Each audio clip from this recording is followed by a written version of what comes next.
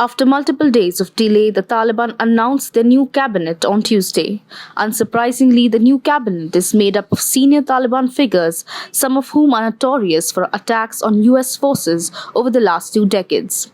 After the Taliban takeover of Kabul last month, the terrorist group had promised that the Taliban 2.0 will not be the same as the previous regime. It also made promises of progressive changes and more inclusivity of women in administration.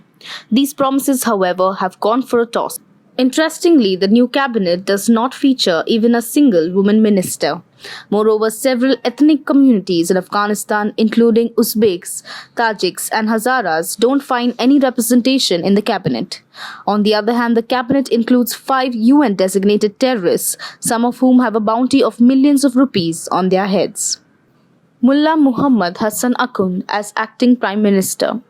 Akhund is the longtime head of the Taliban's powerful decision-making body, Rehbari Shura, or Leadership Council.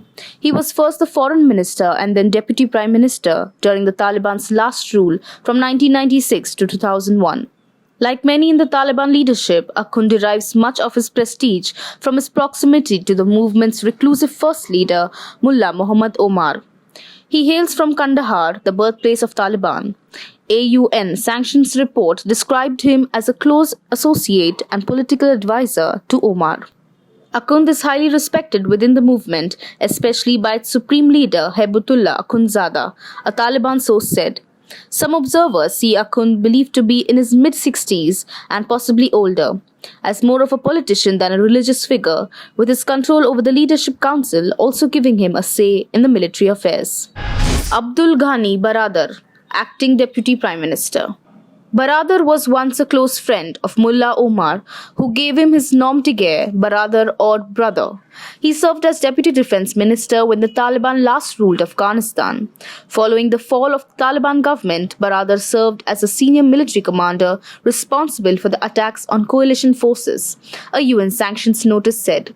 He was arrested and imprisoned in Pakistan in 2010.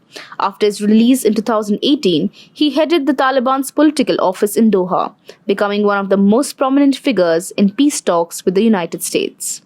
Maulavi Abdul Salam Hanafi as acting Deputy Prime Minister. Believed to be 53 years old, Hanafi was made in charge of the Jawzajan province in northern Afghanistan in May 2007. He remains under the United Nations sanctions for drug trafficking. Hanafi is said to have been key to the US-Afghan peace deal that saw the American troops being pulled out of the war-torn nation, ending almost 20 years of war and destruction. He has also been central to the Taliban's negotiations with Russia, China, and others since 2015, when he was appointed deputy political head of the Islamic Emirate of Afghanistan, and often jetted to Moscow, Beijing, and Doha for key talks. As of May 2007, Hanafi was made in charge of Jawzajan province. He was also the Taliban member responsible for Jawzajan province in the northern Afghanistan until 2008. He is believed to be involved in drug trafficking. Amir Khan Muttaqi as acting foreign minister. Originally from Paktia, Muttaqi calls himself a resident of Helmand. Muttaqi served as a Minister of Culture and Information during the previous Taliban government, as well as Minister of Education.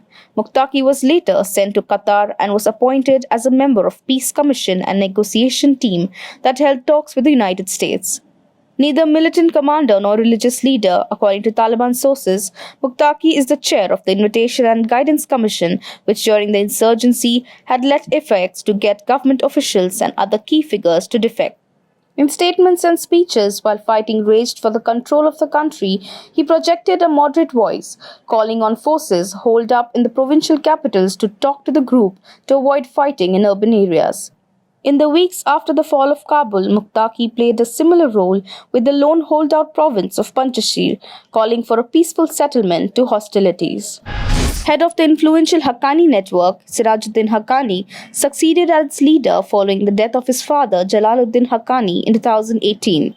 Initially backed by the United States as one of the most effective anti-Soviet militia in the 1980s, the semi-autonomous group was blamed for some of the most deadliest attacks on coalition forces. He has played as an active role in some of the deadliest attacks in the country's two-decade-long war, including a truck bomb explosion in Kabul in 2017 that killed more than 150 people. The network, whose exact status within the Taliban structure is debated, has been named a foreign terrorist organization by the United States, although the Taliban itself has not. The United Nations Sanction Committee has also said that the group, based in the lawless frontier areas between Afghanistan and Pakistan, has close involvement in drug production and trade. Haqqani is one of the FBI's most wanted men due to his involvement in suicide attacks and ties with Al-Qaeda. The US State Department has offered a reward of up to $10 million for the information leading to his arrest. Shedding the fast of modernity and moderation, the Taliban also announced that all matters of governance and life in Afghanistan will be regulated by the laws of the sharia.